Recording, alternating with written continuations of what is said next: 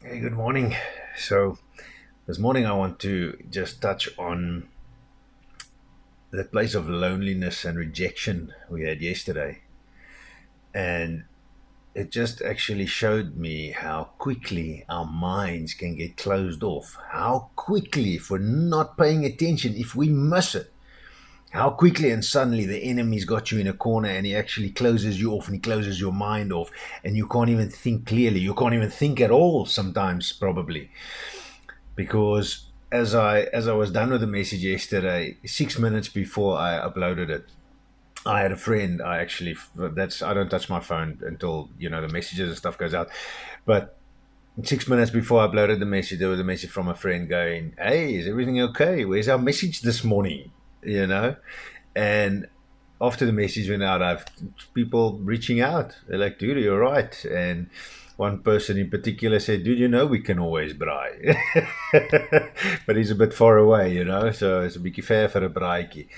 But funny enough, when I saw their names on my screen, when I opened up my app and I saw the names, I was immediately dumbstruck, in all honesty. I was sitting there going, "Oh, you idiot.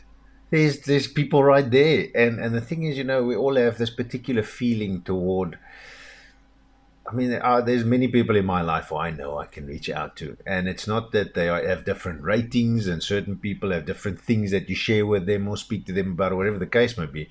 It's just unfortunately because of the space we find ourselves in, especially me as well, with regards to what I'm doing, is I often overthink it. And I think there's only certain people that I can reach out with certain things to, but that's not always the case. I think you'll reach out exactly to who you're meant to. But, you know, yeah, when the name pops in my screen, that's literally how, you know, I was complaining and it's right there. I missed it. The brain was closed off that it didn't even think of these things. But again, it just shows you how quickly the enemy can get you isolated if your mind also isn't taught how to fight. It can get you closed off. I was fortunate enough, as I mentioned yesterday, that God's wised me up enough to know, right, now I need to go. And my instinctive attack pattern, or my instinctive running space, is to run to Jesus, run into prayer, run into worship, and going, this isn't sitting reg with me. I don't like it. I don't need it. I need to get this out of here. Where a lot of people, and I know where they are because I used to be there as well for a long time in my life, is you close off completely and you go sit in your corner and you cry, you feel sorry for yourself, you feel, and that is a very, very dangerous place to be.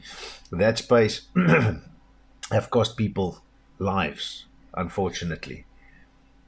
But also, if we don't reach out, we don't always check in every day with everybody. We can't. We're just one person.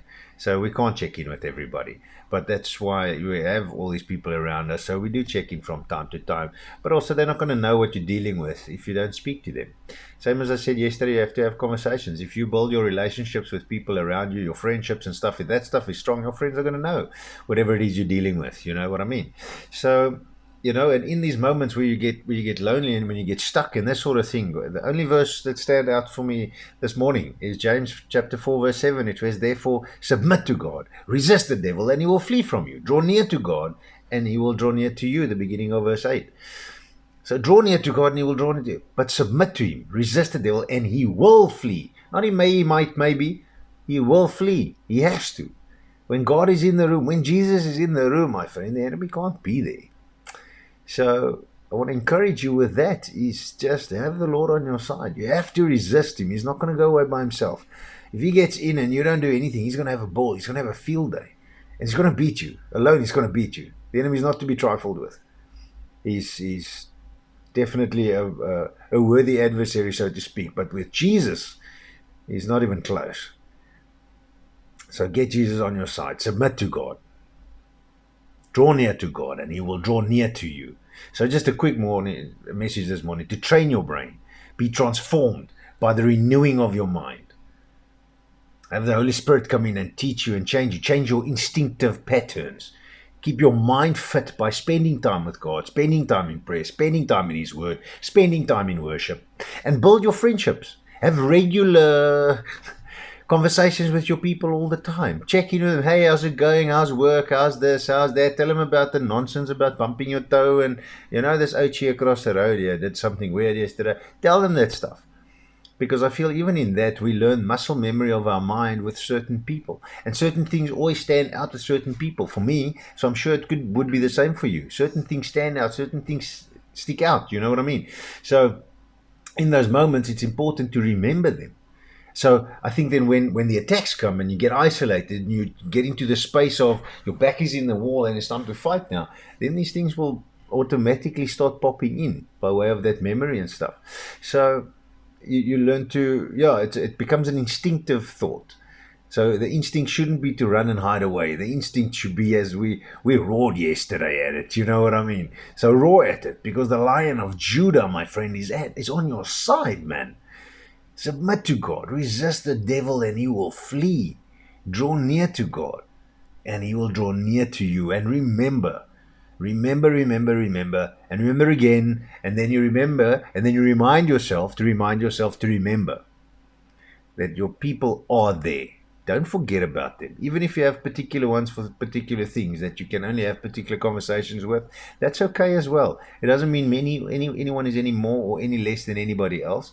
It is what it is at that stage, but it doesn't mean it can't change and take different shape as we move forward. But the most important thing is that you do remember that those people are there. And this is a different kind of reaching out. This is not the kind of inviting yourself to places as I spoke about yesterday. This is about having people in your life because two is better than one. This is having people in your life because Easter slyp Easter, iron sharpens iron. This is what this is then in the end of it about. And this is a place to be in, to remember that there is a space to get it out and to get that different input so you can keep your mind safe and healthy and keep that enemy away from you. Have a great one.